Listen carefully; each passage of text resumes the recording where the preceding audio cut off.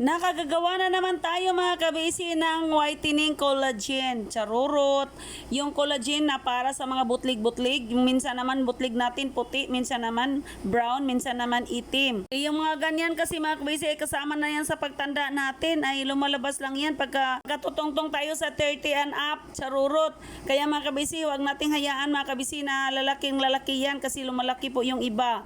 Kaya yung iba ay pinalaser nila. Pero sabihin ko po sa inyo ito mga kabisi, baka naman sabihin ninyo na sa isang lagay ay talagang aayos na at matanggal na lahat yung mga butlig-butlig natin. Hindi po niyan mga kabisi ganyan. Ay kasi consistent po tayong gagawa niyan mga kabisi kasi itong ating ginagawa ay organic at herbal lang mga kabisi. Kaya ito mga kabisi, kung talagang consistent tayong magawa ay mawala po yung mga butlig-butlig natin mga kabisi. Kaya proven na po yan mga kabisi. Minsan po talaga yung mga effect po talaga ng mga kinakain natin, yun po ang nagpabutlig-butlig ng ating mga skin. Kaya kung hala pa kayong butlig mga kabisi, ay huwag ninyong hayaan na magkaroon po kayo niyan, ay maglagay na po tayo ng mga vitamins dyan, pang kontra, charurot. Kaya ihanda ang notebook na Sister Sonia BEC ang pangalan, charurot. Or i-share itong aking video mga kabisi para mapunta sa inyong wall at makikita na inyong mga ka-friendship, ka-pamilya, kamag-anak at kaibigan. Kasama na din yung mga marites sa buhay natin, charurot. Sa mga hindi pa nakafollow sa akin, please pag-follow naman ko mga kabisi para ma-notify kayo sa sunod ko pang mga video na dapat niyong malaman at dapat niyong matutunan. At kung mag-search kayo sa aking mga video na dito sa aking page, makikita niyo mga video na hindi niyo nakita dahil hindi pa kayo naka-follow sa akin, hindi pa niyo ako kilala, yung tipong ganon. Charurot. Kaya mga kabisi, kung saang lugar kayo nanonood, sana naman ay i-flex niyo dyan sa comment section, of course mga kabisi, at huwag kalimutan maglagay ng inyong heart. At baka naman dyan sa gustong mag-subscribe, charurot. Una ang gawin mga kabisi, kailangan natin ng white rice, yung puting-puting rice po, dalawang taka lang sa ating kamay. Siguraduhin po natin mga kabisi na malinis po ang ating mga bigas. Kaya hugasan po natin ito ng 3 beses. Pagkatapos ng nahugasan mga kabisi, maglagay lang tayo ng 3 basong tubig muna. Tapos po, ilagay na natin dito sa kalan. Pag nakalagay na yan sa kalan mga kabisi, lalo na po yung bigas mga kabisi, ay didikit-dikit po yan sa lutuan natin. Kaya pahinaan natin ang apoy mga kabisi, ganyan kahina. Tapos hindi natin iwanan mga kabisi, dapat po ay kurawin natin ng palagi. Yung ano ba yung Tagalog sa kurawin, haluin ng palagi para hindi po didikit yung mga mais, ay hindi pa, yung mga humay, yung rice doon sa kawali, sa rurot. Pagka ganito ang consistency niya mga kabisi, malapit na itong maluto. Kaya ay kukunti na lang pag-antay mga kabisi, basta atin lang talagang haluin. Eto na mga kabisi, ready na. Ang gagawin natin dito mga kabisi ay gagamit tayo ng salaan, yung strainer, para masala natin yung mga rice. Ang maganda sana dito mga kabisi ay isama natin yung talagang mga granules ng rice, yung mga buo-buong rice, at saka ang gamitin natin talaga blender.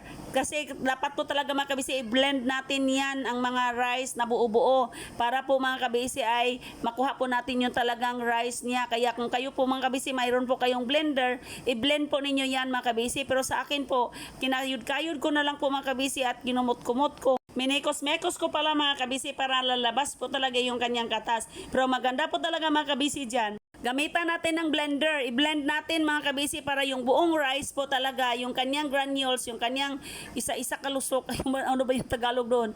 Basta mapino siya mga kabisi, at yun ang magagamit natin para sa ating sangkap. Alam ba ninyo mga kabisi, sa unang panahon, ang rice po talaga ang ginagawa nilang pampabeauty. Ibang mga bansa mga kabisi, gumagamit sila ng sabaw ng kinilislan, yung hinugasan ng bigas mga kabisi, yun din po ang inilagay nila sa mga mukha nila kasi napaka-kumpletong vitamins and minerals din po mga kabisi.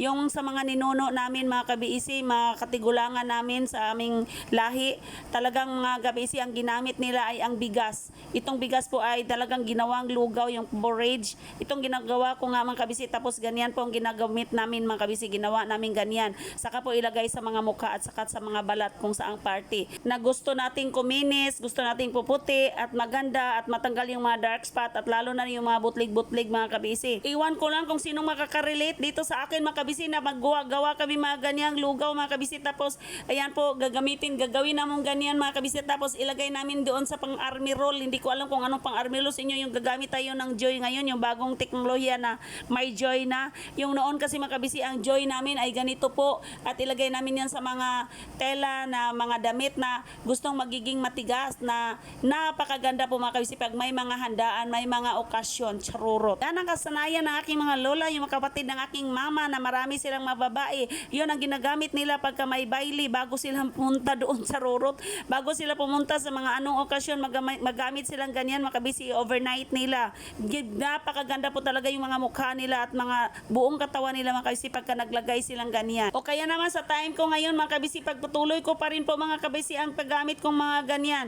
Kasi yun pong bigas mga kabisi ay nakakatulong po yan sa maraming paraan. Yun po, kung marami po kayong mga bugas, yung tigyawat mga kabisi, pwede din po yan, ihilamos niyo yung hugas bigas bago ninyo yan lutuin. May hugas dyan. Yun po ang hilamos ninyo yan sa inyong mukha. Kung may mga tigyawat, ayan din po pangbabad bago maliligo. Yun po noon. Kaya ngayon, marami na akong natutunan. Kaya yan na po, ay itunuro ko lang sa inyo kung paano po natin gawing cream o collagen cream para sa mga butlig-butlig. Ito na mga kabisi, sayang wala tayong blender, na i-blend ko na sana yon lahat. Marami sana magawa natin. Dito mga kabisi, maglagay tayo ng whitening serum. O tingnan nyo mga kabisi, i-enhance natin ito mga kabisi ng mas maganda pa talaga mga kabisi, para naman po ay lalo itong magpapaputi, magpapakinis, magpapabata at magpapaganda ng ating mga skin. Half kutsarita lang ang ilagay natin mga kabisi sa whitening serum ha. Half kutsarita, hindi po 1 kutsarita, kay kunti lang man yan.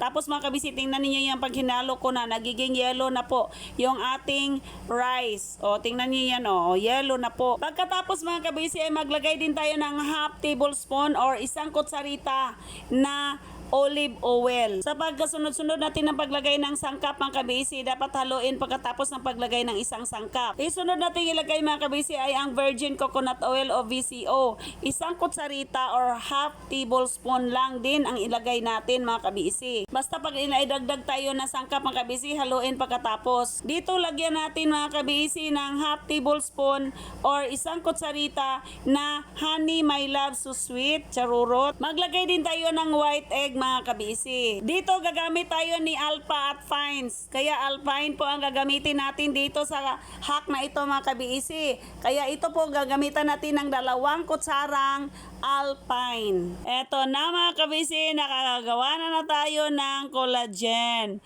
O napakaganda ito mga kabisi para sa mga butlig-butlig. Kaya ito mga kabisi, o tingnan niyo yan, o ang texture. Ito po yung kaniyang texture or kaniyang consistency pagka nakatapos na tayo sa lahat. Nakalagay na tayo sa lahat ng mga ingredients. Kaya pwede po ninyo itong ilagay sa paglagayan mga kabisi na magamit ninyo. Ilagay lang sa ref. Huwag ilagay sa freezer. Ref lang mga kabisi para hindi siya mag-ice. Hindi na natin pwede itong gamitin pagka nag-ice mga kabisi. Kaya ito pong cream na ito kasi mas maganda po siya pagka ganito lang ang consistency niya. Hindi po siya mag-ice. Iba po yung sa skin rehab natin na kailangan natin ipa-ice po siya. Ito naman mga kabisi, dapat creamer lang po siya mga kabisi. Ganito lang po siyang cream. At ilagay natin ito mga kabisi sa umaga po bago tayo maligo or sa gabi po i-overnight natin. Pwede naman din po araw-arawin ito mga kabisi pag may time kayo. Gagamit lang kayo ng toothpick mga kabisi kung saan banda may butlig. Ako dito mga kabisi, hindi man talaga ito butlig mga kabisi. Parang nakagat ito ng insect mga kabisi, tapos ikinamot ko, tapos yan may butlig-butlig na malaki. Gusto ninyong maglagay lang doon mismo sa may butlig, ayan mga kabisi, gagamit lang kayo ng cotton buds para dyan lang po kayo makalagay sa kung mismo kung saan po. Pero kung gusto niyo lagyan lahat ng part, ay gamitin ninyong kamay mga kabisi at ihapuhap na ninyo. Ihapuhap po yan Bisaya, ipahid po natin pagkatagalog sa rurot, ipahid na natin or i-massage na natin dito sa ating mga kamay or sa braso or sa binti kung saan po or sa liig, kung saan po mayroon pong butlig-butlig. Bless po kayo mga kabisi kung wala po kayong butlig-butlig sa ngayon. Kung may edad na kayo tapos wala kayong butlig-butlig, gawin ninyo ito mga kabisi kahit wala kayong butlig-butlig kasi nakakapagbata ito, nakapagpaputi. At of course mga kabisi, naka-rejuvenate ito sa ating skin. Nakapag-rejuvenate ito sa lahat ng all over our body. Kailangan din natin ng rejuvenating sa all over our body mga kabisi na organic lang at vitamins.